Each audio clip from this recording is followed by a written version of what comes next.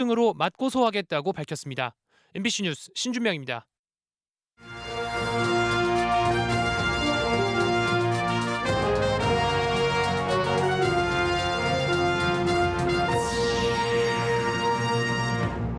친일파 발언에 대한 각계 반발로 김영환 지사의 대외 행보가 줄줄이 취소되고 있습니다. 김 지사는 예고했던 법적 대응을 돌연 보류했습니다. 교육계 블랙리스트 의혹에 대해 충북교육청도 문제 없다는 감사 결과를 내놨습니다. 전 교육감 측근 인사로 이번 감사에서 배제됐다는 감사관이 반론을 예고했습니다.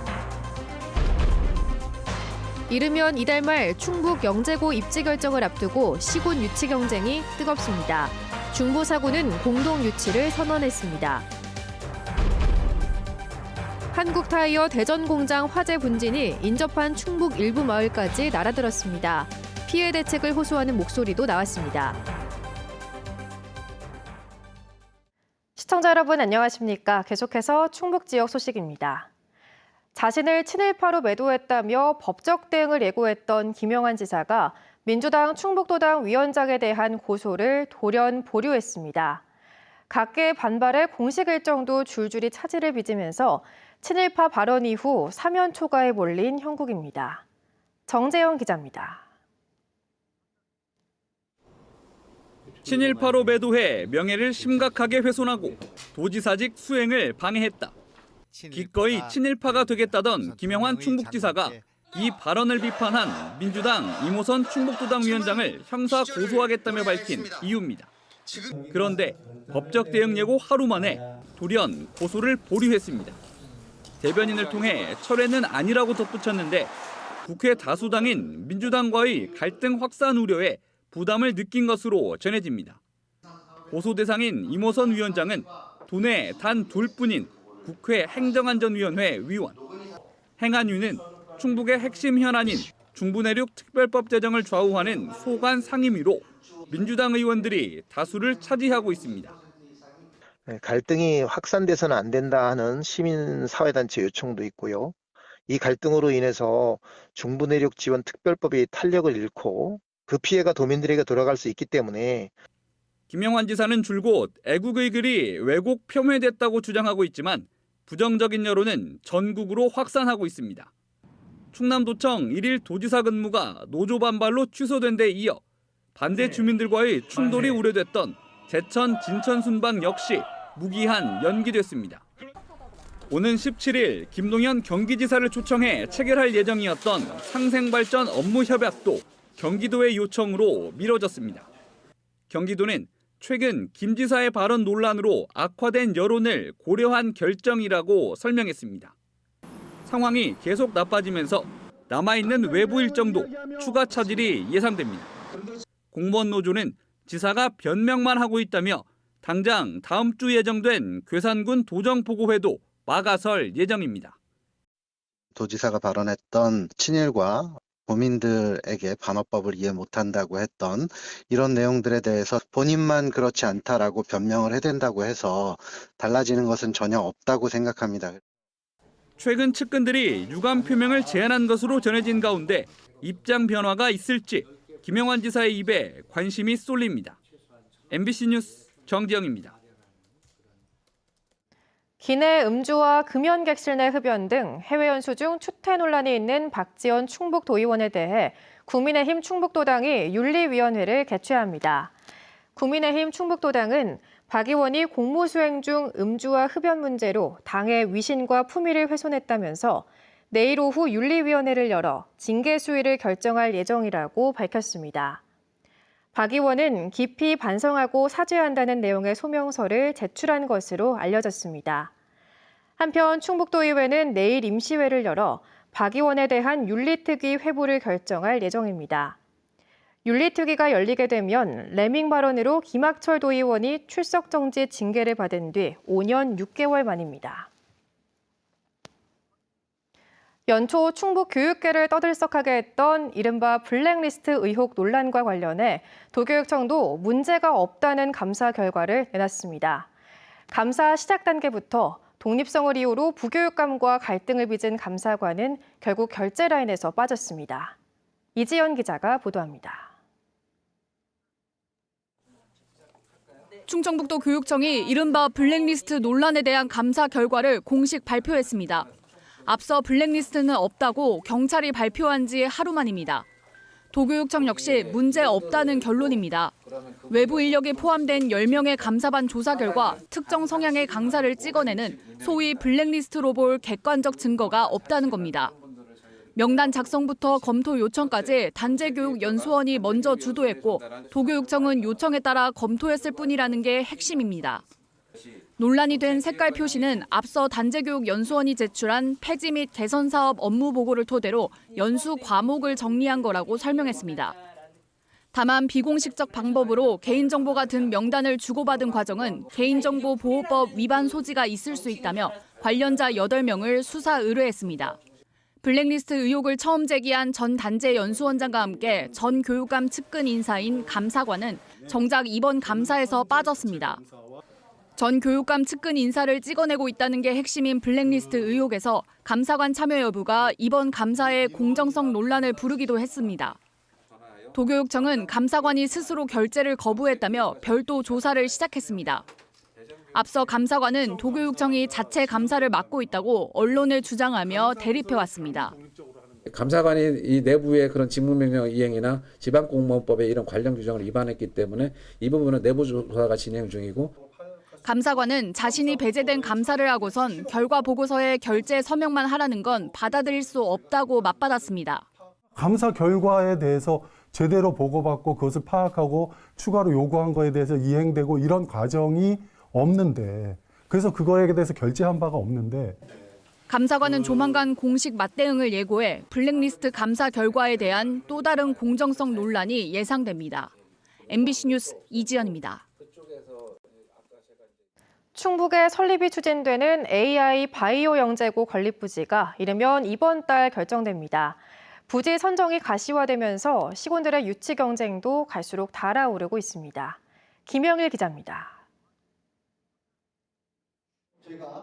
2027년 3월 개교를 목표로 추진되는 충북의 AI 바이오 영재고. 이르면 이달 말 입지 결정을 앞두고 증평과 괴산, 음성, 진천 등 4개 지역 단체장들이 한자리에 섰습니다. 업무 협약을 통해 영재고는 충북 혁신도시에 들어서야 한다며 한 목소리를 냈습니다. 지방 소멸 위기 상황에서 열악한 정주 여건 개선과 중부권 4개군이 함께 성장할 수 있는 토대를 마련하기 위해 영재고가 필요하다고 주장했습니다. AI 영재고가 육치될 경우에는 교육의 낙후 지역인 중부사군 지역 인재가 미래 인재로 발전될 수 있는 계기가 마련될 것으로. 보훈군은 일찌감치 영재고 유치추진위원회를 꾸려 활발한 유치활동을 벌이고 있고 충주도 의회와 충주시장을 중심으로 영재고 유치전에 뛰어들었습니다.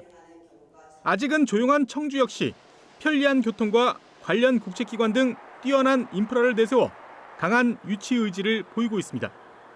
치열한 유치 경쟁 속에 영재고 부지를 결정해야 하는 충청북도나 도교육청은 난감해하고 있습니다.